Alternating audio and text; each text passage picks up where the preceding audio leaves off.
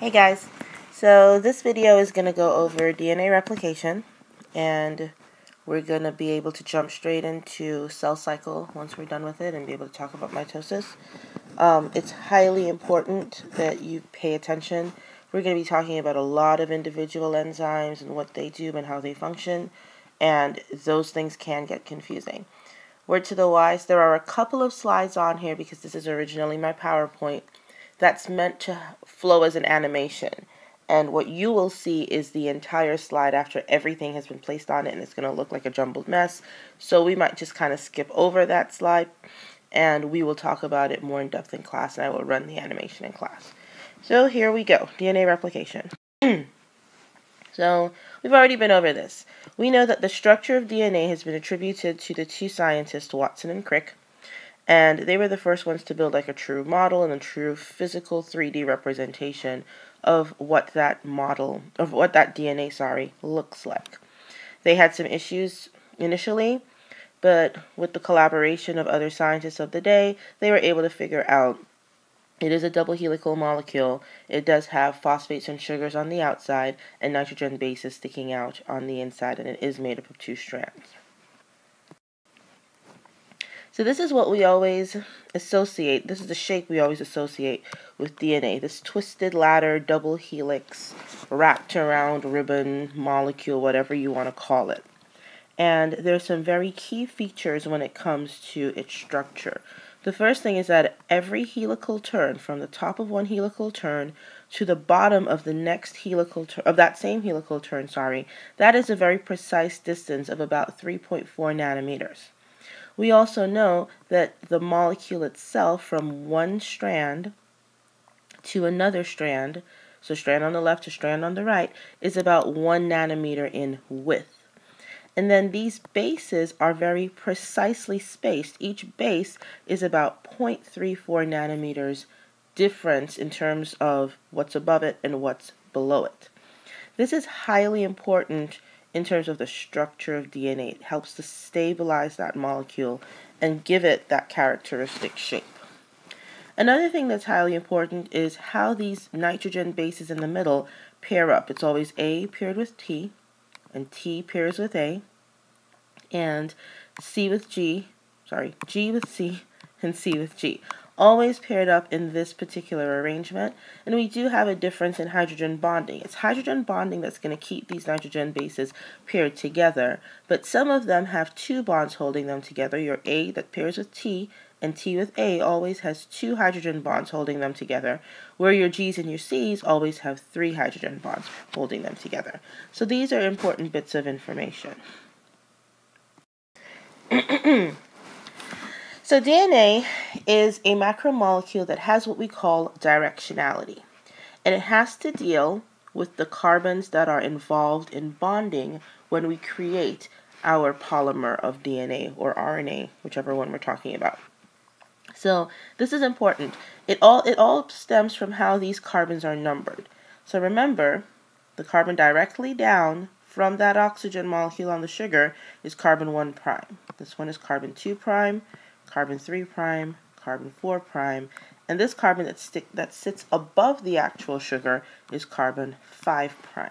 So this is important. Make sure you draw this. Make sure you write down these primes. Make sure you know what order they go in. 1's over here, 2, 3, 4, and 5. So make sure this is somewhere in your notes. Feel free to pause the video so you can draw. Now, when we put the molecule together, like I've told you before in class, it combines in a way where we have what we call a sugar-phosphate backbone, because we have repeating units of phosphates and sugars all the way down the sides of DNA. Now, based on arrangement, there's only a couple of places where a bond can be formed. So if you look at this picture, this 5' carbon right here, there's nothing bonded to it. So this is what we call the 5' free end.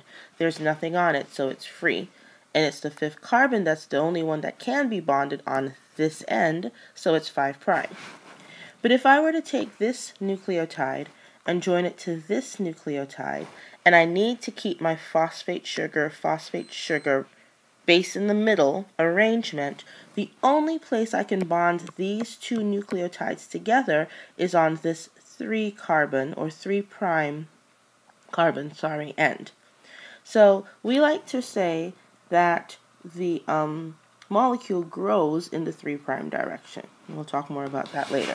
But it is important that you realize that this top section here, this is your 5 prime end, because that is the carbon that is free. That is the carbon that is not associated in bonding just yet. Whereas down here, we're going to bond this 5 prime carbon to this 3 prime carbon. Right, so let's go over that again. I have 2 nucleotides that I want to add together to start building a DNA chain or a DNA polymer from. The only way I can keep my arrangement of phosphate and sugar with a base in the middle is to use either the 5 prime carbon, this one right here, or the 3 prime carbon as my source of attachment. That's where my molecules have to attach to each other. So this is molecule 1, and this is molecule 2. For me to attach molecule 1 and 2 together, I'm going to attach on molecule 1's 3 prime carbon, and I'm going to attach on molecule 2's 5 prime carbon. Those are the only ways that I can get my arrangement to stay the same. I must have that base in the middle. I must have phosphates and sugars alternating. So if you look at it, if I make that connection there, if I put a phosphodiester bond there to hold these 2 nucleotides in place, this is what I've done. This 5 prime carbon is free. So this is what we call the 5 prime end. And on this side, this 3 prime carbon is also free because I haven't attached another molecule yet. So this is the 3 prime end. So DNA grows in the 3 prime direction. We always add to the 3 prime end of our free molecule. It sounds confusing and not that important, but it's highly important because when we start making DNA molecules, the only way we're going to keep that double helix shape, and we're going to keep those bases in the middle, is by only adding to the 3 prime end. All right, now DNA molecules, or DNA strands, are anti-parallel to each other. They run in opposite directions. And again, it's so that we can keep the arrangement of having a sugar phosphate backbone and having nitrogen bases in the middle. So if my strand on the left starts on the 5 prime, it means my strand on the right is going to start on the 3 prime. It's literally flipped around. Okay? So we always bond between our 3rd carbon and our 5th carbon, which means that it gives the molecule a direction. Because strand 1 and strand 2 are complementary to each other, it means that one of them is going to have to run in the opposite direction. Like literally we've taken the bases and we have flipped them around so that they can fit. Okay. So we've already kind of talked about this. There are 2 bonds that hold DNA molecules together. The bonds that hold the phosphates and the sugars together are called phosphodiester bonds, and they are covalent. The ones that hold the nitrogen bases together are hydrogen bonds, which you are highly familiar with. So it's important for us to remember between these 2 bonds which ones are strong and which ones are weak. And now we also need to think about why one kind of bond would be strong versus the other being weak. So we all know that our hydrogen bonds are our weak bonds. When DNA replicates, or even when we go through transcription, we have to split the molecule apart in the middle. So weak bonds allow the strands to separate, but also to realign easier.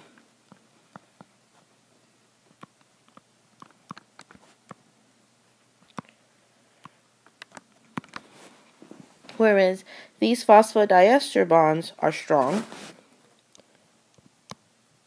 because they're covalent, that's the key word. And if you think about it, DNA molecules don't really break up from the sides. You want to be able to split it apart, and put it back together, but you don't want to chop off an entire nucleotide. So I don't want to break this and this and this. I don't want to break them apart that way. Instead, what I want to be able to do is break the bonds, break the bonds here, so I can now move my molecule apart if I needed to. So these strong bonds help to hold the strands in place. The individual strands. Sorry, I spelled strands wrong. Okay. Now, I'm going to fly through this because we've already talked about this. There are two kinds of nitrogen bases, or two big categories, the purines and the pyrimidines. The purines are made up of adenine and guanine, the pyrimidines of thymine, and cytosine. I always remember the purines as being pure silver because Ag is the elemental form of silver, so that's how I remember them. We know that they pair in a certain way. A pairs with T, C pairs with G. I want to point out that you always have a purine pairing with a pyrimidine. We know that A and T are held together by 2 hydrogen bonds, whereas C and G are held together by 3 hydrogen bonds. So in terms of copying or replicating a strand of DNA, because we have that pairing rule or that pairing association, it allows each strand to potentially serve as a template for a new strand because the strands are complementary to each other. So when I open up my DNA and I replicate it, the ending result, the 2 pieces of DNA that I make when I am done with the replication process, is semi-conservative in the sense that it's made up of 1 strand being a parent strand and 1 strand being a new piece of DNA. Both of them have that. 1 parent strand, 1 piece of new DNA. 1 parent strand, 1 new DNA strand. So it's a semi-conservative copying process.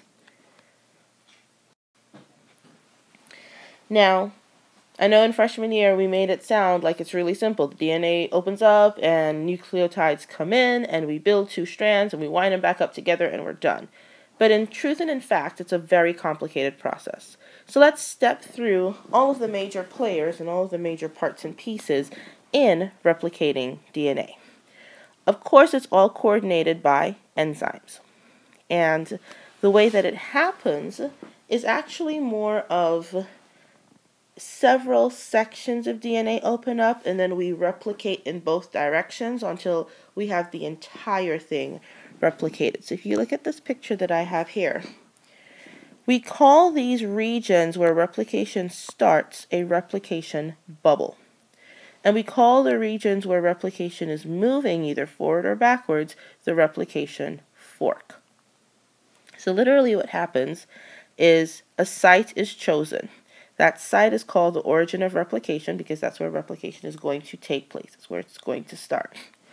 And a series of enzymes will come in and help the process along.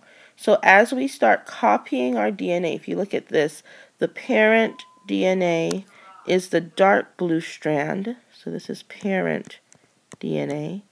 And the light blue strands, that's the new daughter strands that we are making.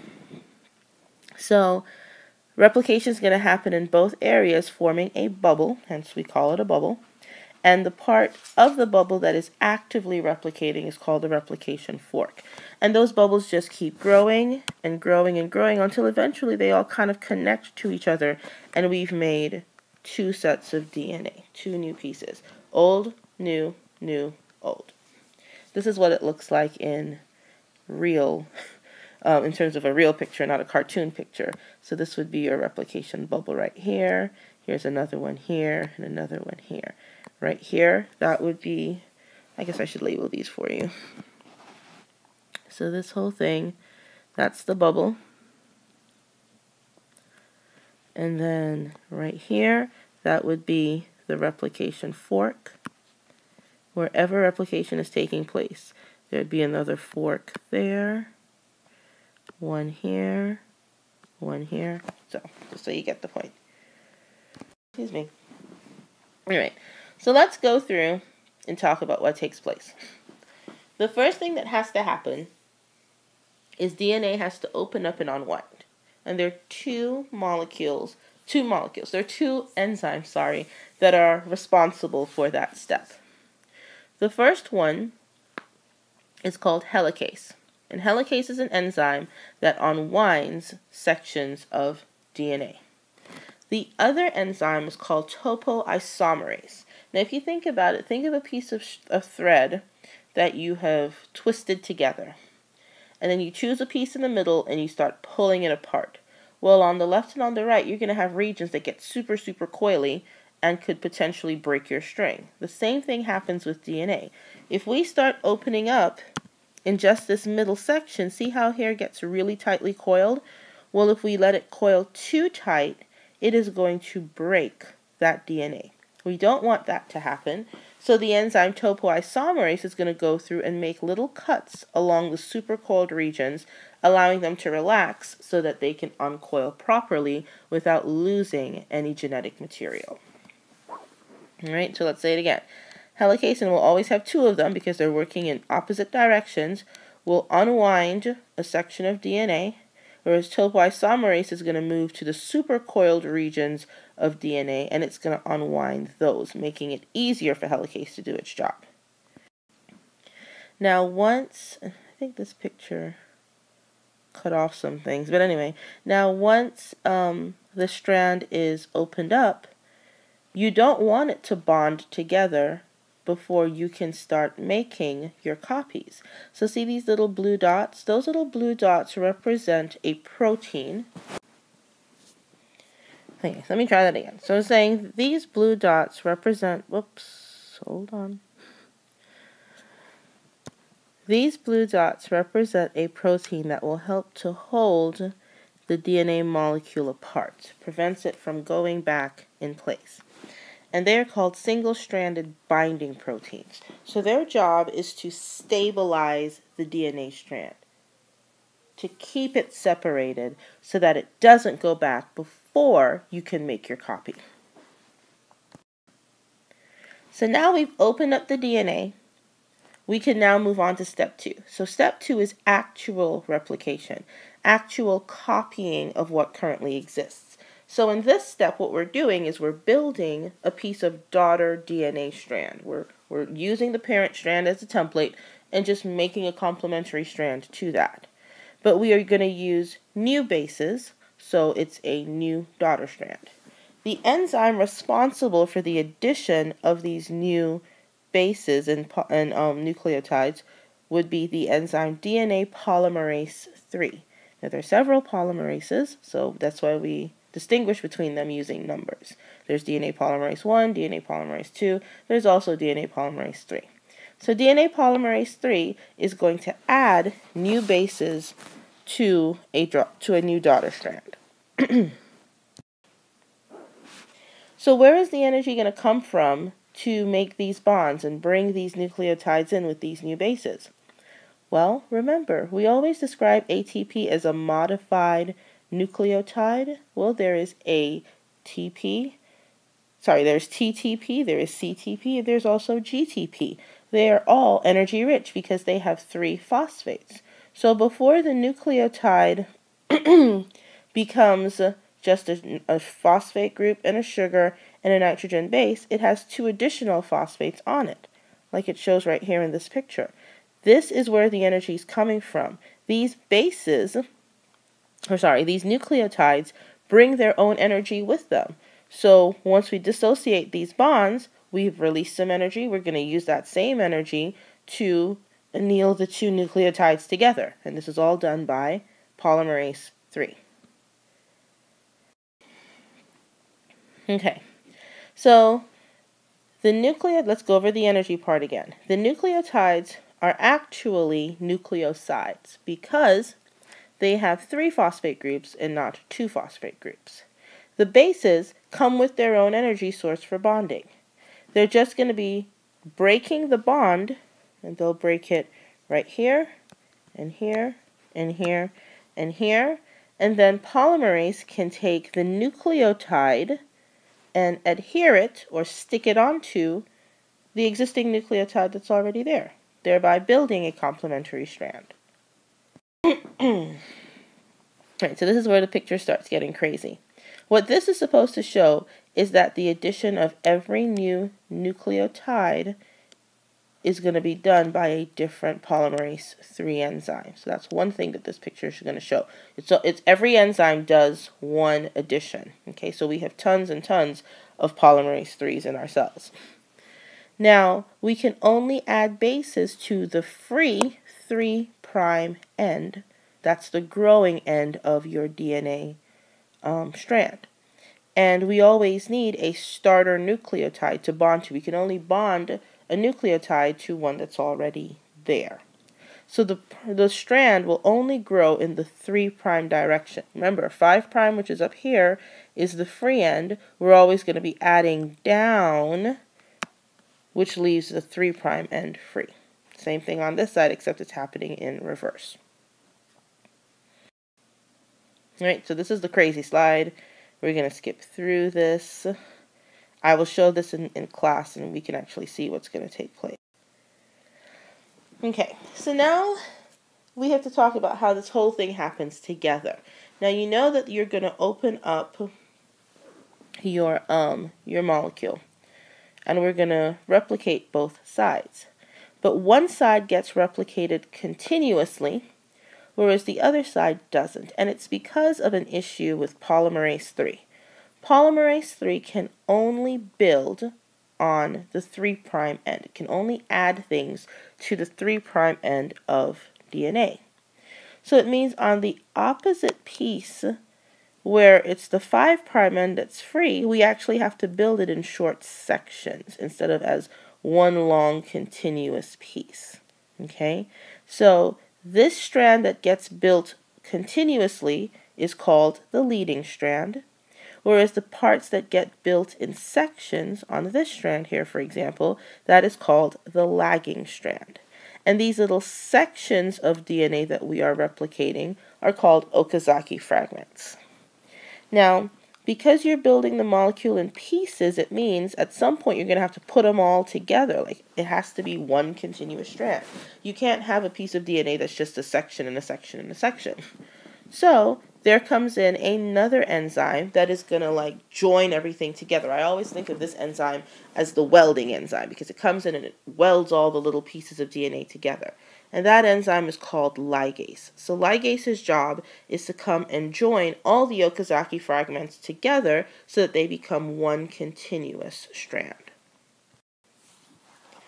Right, so here's the entire thing as it happens. Here's our piece of DNA that we want to replicate. We're going to go ahead and open it up, and we're going to have two sets or multiple sets of polymerase working on this DNA. Where it opens up is called the bubble, and where replication is actually taking place is called the replication fork. One strand gets made continuously, excuse me, and that is called the leading strand, whereas the other strand gets made in sections, and those sections are called Okazaki fragments. The entire thing is called the lagging strand. The molecule is always being built in the 3' direction. So if you look at it, excuse me, here's our 3' on this end. Wait, hold on. So another limitation of DNA polymerase is the way that it synthesizes, the way that it builds. We know it can only build in the 3' end, but on top of that, it has to build to something that exists already. It can't build out of thin air. So it can't place a nucleotide out of, it can't just place a nucleotide in free space.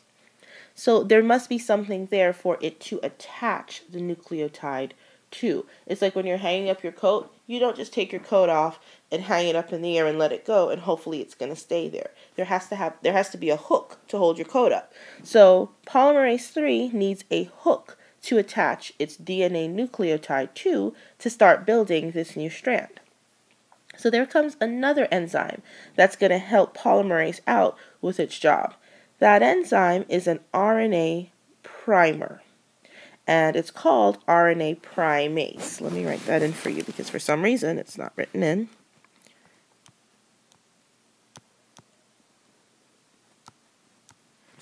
Okay, so primase's job is to take a small section of RNA and make that the starter sequence or the hook for DNA polymerase to attach DNA nucleotides to.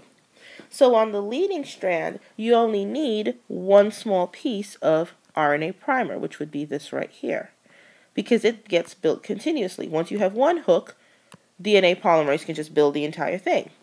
But on the lagging strand, the strand that gets made in sections, you need to have multiple primers because you're always building this in little short pieces or snippets. So on the leading strand, we only have one little place where we have an RNA primer, whereas on the Okazaki fragments, we have as many primers as we have fragments. So we'll have multiple. So now, when ligase comes in and zips everything together, we have a section of DNA and a little piece of RNA, section of DNA, a little piece of RNA, DNA, RNA. And even on the leading strand, we start off with RNA and then the rest of it is DNA. But this molecule we're building is a DNA molecule. It's not like a hybrid DNA-RNA molecule. It's just plain DNA. So that means that we have to somehow take these sections of RNA off. And we do with another enzyme. This enzyme is called DNA polymerase 1, and its job is to come in and remove all of those sections of RNA primer that we laid down initially to act as a hook and replace them with DNA nucleotides so that the entire thing can be made of just DNA. The small problem is DNA polymerase can still only build onto the 3' end of your DNA strand. It always is adding to the 3' end. So eventually everything gets done. It just gets done in snippets. This part's easy. This part's going to be removed in sections, just like how it was built in sections. So there is one more enzyme who has one final job to do at the end of pretty much this whole process. So we have made a piece of DNA, or 2 new pieces of DNA actually. We've removed all the RNA, we've zipped everything up. We're looking good. But we want to protect that DNA. Remember, DNA is kind of an investment. It's your body's little golden book. If you lost it or it got damaged, things wouldn't work out so well for you. So we want to put some protection on this DNA, because just like how we have enzymes that can make DNA, we definitely have enzymes that can break DNA up into pieces, and then it would be useless. So along comes the enzyme DNA telomerase. And again, I don't have this written in. I don't know why. I'm sorry, guys. This is telomerase. And telomerase builds telomeres.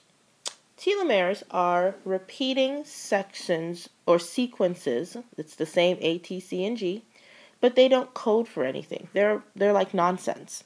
And what they do is they form a protective cap on the end of your chromosome. Because every time you go through division or other enzymes get into the nucleus, there is a chance that something could go wrong with your DNA. Sections could break off, the DNA could get chopped up into pieces.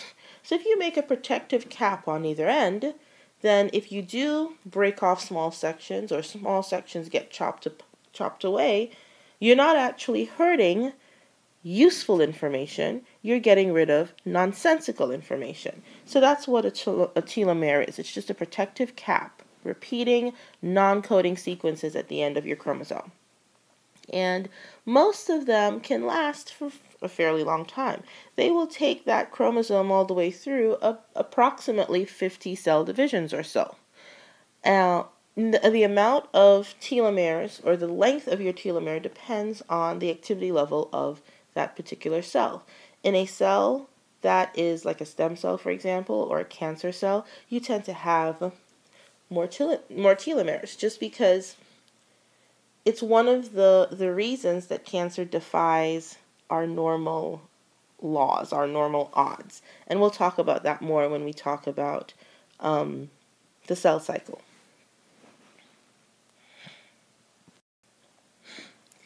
Okay, so here is the entire thing in pictorial format.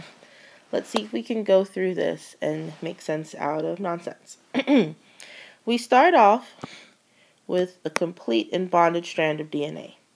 The first thing that we would want to do is to open up a space in between your 3' strand and your 5' strand so that we can start making copies. The enzyme that's going to do that is the enzyme helicase. So helicase goes through and starts separating out, breaking those hydrogen bonds and separating out those nitrogen bases. Along with helicase, because we have what we call supercoiling, where the DNA gets wound up really tightly, there is another enzyme called topoisomerase that is going to move along the pieces of DNA still attached but really coiled up, and it's going to make little cuts so that it's easier for helicase to separate this DNA. Once the DNA has been separated, you want to keep it separated. So these molecules, which are called single-stranded binding proteins, are going to go and hold your 3' DNA strand away from your 5' DNA strand. Now the strands are broken up into two sections, two different strands, a leading strand and a lagging strand. On the leading strand, we are going to have a small bit of RNA primer put down. That's going to happen by RNA primase.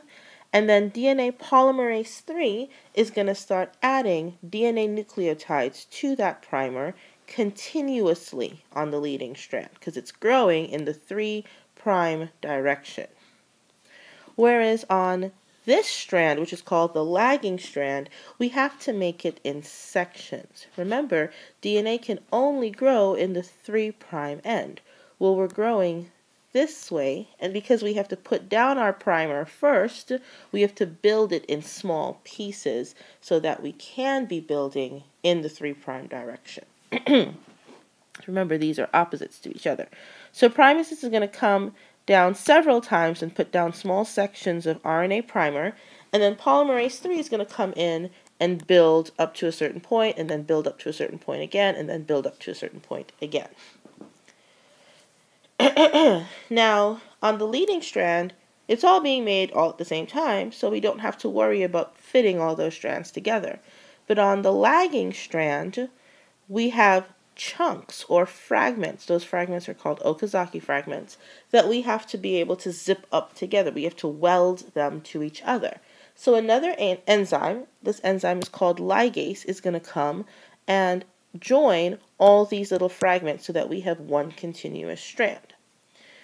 The last thing that we have to worry about now is the fact that we still have bits of RNA in between our DNA. At least on the lagging strand, we'll have several of them, but on the leading strand, we'll just have one piece that we need to get rid of. That is the job of DNA polymerase 1. It is going to run along the piece of DNA we've just made, and any place it finds RNA primer, it is going to remove those RNA bases and switch them for DNA bases, so that everything is now made of DNA. And this happens on the leading strand and the lagging strand. And then the very last thing we want to do is protect our piece of DNA by adding telomeres. This is done by telomerase. Okay, so polymerase 3 works quickly. It can build or add about 1,000 DNA bases per second. This is our main DNA builder. Whereas polymerase 1 works a whole lot slower. It only adds about 20 bases per second. But here's one of the reasons why. It's because this DNA polymerase 1 is a triple threat when it comes to an enzyme. This polymerase can edit your DNA, so runs along and makes sure that you didn't make any mistakes. If it finds mistakes, it can take those mistakes out and replace them with what should be there, so it can repair stuff, and it can take out and replace primers with DNA molecules. So triple threat enzyme here in polymerase 1. Makes sense that it is going to work slower because it's carefully, or trying to at least, carefully read the DNA to make sure that we don't have any issues in it. And if we do have issues, they can then be removed. Alright, so at 1,000 bases per second, you can probably run into a bunch of typos. I mean, if you think about typing your Dersham paper and you are DNA polymerase 3, this is how you work. You're just typing. So you're looking at the words and you're not looking at the screen or the keyboard, and you're just typing. And while you will probably get a lot of the letters correct, you're going to make some mistakes. So that's how polymerase works. Its job is just to build DNA. It doesn't have to worry about, is this right? Is this the right base? Is it in the right spot? None of that is its concern. Its concern is just adding nucleotides one after the other as quickly as it can. It is the job of polymerase 1 to worry about the mistakes. So it's like when Dersham makes you pair edit, or you ask another teacher, like Miss B, to read your paper for you, or Miss Hicks, or you ask your mom or your dad to read your paper for you, and they find all of the mistakes that you made when you were just typing furiously. They're going to read that paper a whole lot slower and hopefully more in depth, because they want to make sure that they catch any mistakes you make. Well, polymerase 1 works the same way. It is going to proofread the DNA. And if it finds any typos, it is going to correct those typos by cutting out the bases that don't match up, removing them, and then replacing them with what should be there instead. Excuse me. So it reduces your error rate from 1 in every 10,000 bases to more like 1 in every 100 million bases. Because polymerase might still make mistakes. It might still miss an enzyme. You're probably wondering, well, how will polymerase 1 know that there's a mistake there? It's not like this thing is alive. And you're right, it's not alive. But when you mismatch bases, if you look at this picture, it creates a distortion or a bubble. See how this piece of DNA is higher than everything else? Well, polymerase 1 sits on the DNA and runs along it. So when there's a distortion like this, you know what happens? Polymerase 1 gets thrown off of the DNA. So it knows, oh, right here, there's a problem because I couldn't keep going. I got thrown off because the DNA is mismatched or distorted right there. So we'll go back to that point and make an incision and an incision, remove that whole section, and then lay down new DNA molecules to correct the mistake. Okay? And then ligase is going to come in and seal it all up just like it did before. Now, when the distortion is big, it's very obvious there's a mistake. But if the distortion is small, polymerase 1 might still miss it, which is why our error rate goes from 1 in every 10,000 bases to 1 in every 100 million bases. The whole process is quick. If we used E. coli as our model, because they're cheap and they're easy to find and they're small and their genome is a whole lot smaller than the human genome, it takes an E. coli bacteria about 1 hour to copy 5 million base pairs in its only chromosome. Because remember, E. coli is a bacteria. It only has one big chromosome. So when E. coli goes through binary fission and it has to replicate its DNA, that happens in about an hour. But when you think that one chromosome contains 5 million base pairs, 5 million A's and T's and C's and G's, that means that these enzymes are working really fast. Now, in a human cell, we have more like 6 billion bases, and we divide into daughter cells of about 2 or 4, depending on what we're talking about. And this happens in a few hours. So really quick, and not just quick, but really accurate. We're only making approximately 1 mistake per 100 million bases. We have 6 billion of them. So it means that every turn of our cell cycle, we make approximately 30 errors for every time our cell goes through the cell cycle. In the grand scheme of things, that's really not that bad. The only thing is, for some of these mistakes, the results are very, very detrimental.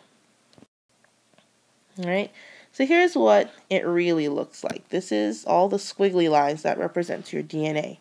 And this is like a map of the same section. So right here, there's a replication bubble taking place. Right here, replication's taking place. Here and here. It never starts on one end and just moves its way along. It starts in multiple places, multiple sections of the DNA, and we move both forward and back so that we meet the other bubbles. This helps the process to be effective and quick. All right, so hopefully this wasn't too hard to comprehend. Like I said, we're going to watch some videos that will put all these moving parts and pieces into play, and you'll get a better feel for what's going on. We also have a whole activity based on just DNA replication that you will be able to sit there and move parts and pieces around and hopefully give you a good understanding for what I was talking about. I hope you have a great weekend, and I will see you guys on Monday and Tuesday. Bye!